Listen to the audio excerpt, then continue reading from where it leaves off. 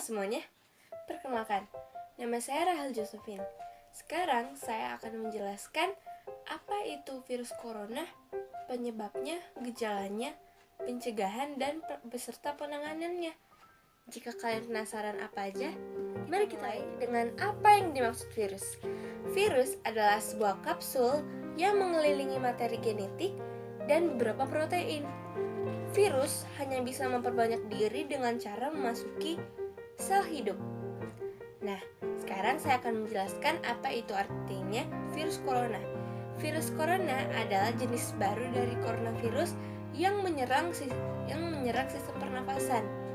Dapat menular ke manusia. Virus ini juga dapat menyerang bayi, anak-anak, orang dewasa, lansia, ibu hamil maupun ibu menyusui. Cara penyebaran virus corona yaitu melalui seseorang yang sedang batuk, atau misalkan kalau ada seseorang yang sedang sakit, kamu menyentuhnya, kemudian kamu menyentuh wajah kamu seperti menggosok hidung atau menggosok mata.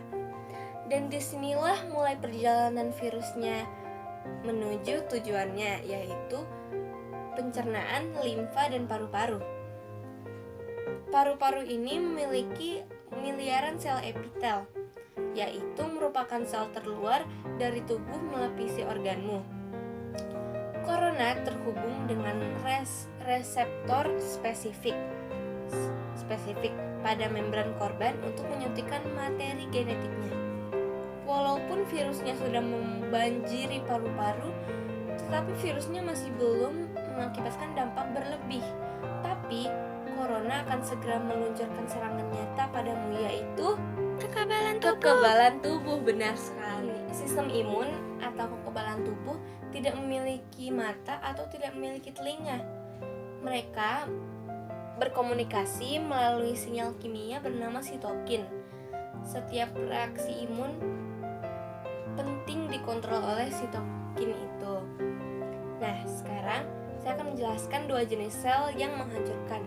Yang pertama ada neutrofil, yang mana sangat hebat dalam membunuh patogen termasuk sel sehat.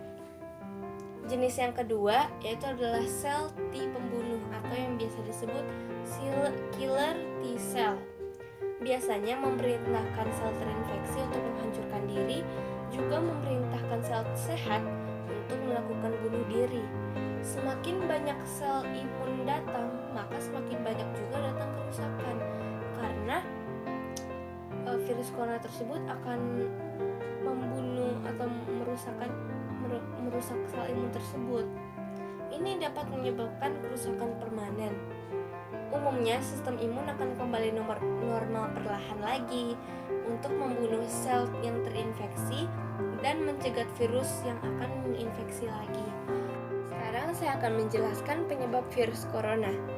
Seseorang dapat tertular COVID-19 melalui berbagai cara, yaitu tidak sengaja menghirup percikan droplet yang keluar saat penderita COVID-19 batuk atau bersin.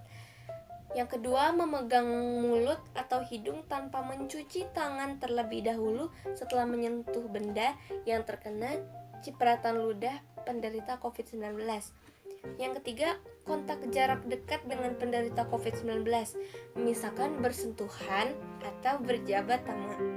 Virus corona ini dapat menginfeksi siapa saja, tetapi efeknya akan lebih berbahaya atau bahkan fatal bila terjadi pada orang lanjut usia, ibu hamil, orang yang memiliki penyakit tertentu, perokok, atau orang yang daya tahan tubuhnya lemah atau sistem imun. Gejala awal infeksi virus corona biasanya berupa gejala flu seperti demam, pilek, batuk kering, sakit tenggorokan, dan sakit kepala. Setelah itu gejalanya bisa semakin memberat. Pasien bisa mengalami demam tinggi, batuk berdahak, bahkan berdarah, sesak nafas, dan nyeri dada. Gejala-gejala tersebut muncul ketika tubuh bereaksi melawan virus. Pencegahan virus corona atau COVID-19. Sampai saat ini belum ada vaksin untuk mencegah infeksi virus corona. Oleh sebab itu, cara pencegahan yang terbaik adalah dengan menghindari faktor-faktor yang menyebabkan Anda terinfeksi infeksi virus, yaitu terapkan social distancing, yaitu beri jarak 1 meter dari orang lain.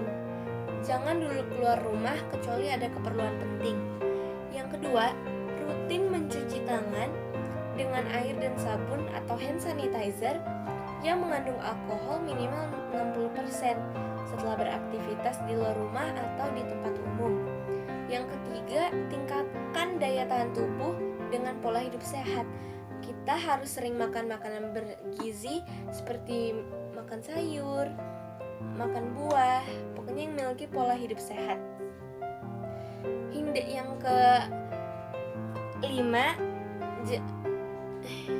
Yang kelima, jangan menyentuh mata atau mulut dan hidung sebelum mencuci tangan.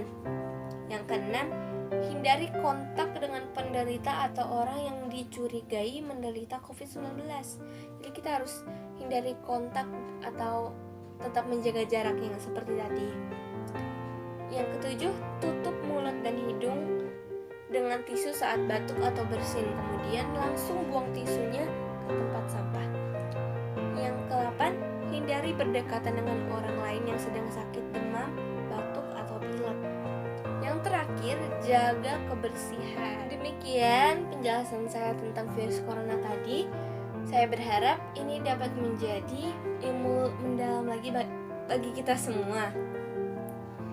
Ingat ya tadi, pencegahannya kita harus sering cuci tangan, jaga jarak 1 meter, tetap menerapkan pola hidup sehat, dan yang terpenting juga kita harus selalu berdoa bagi bangsa kita ini. Jadi sekian dan terima kasih.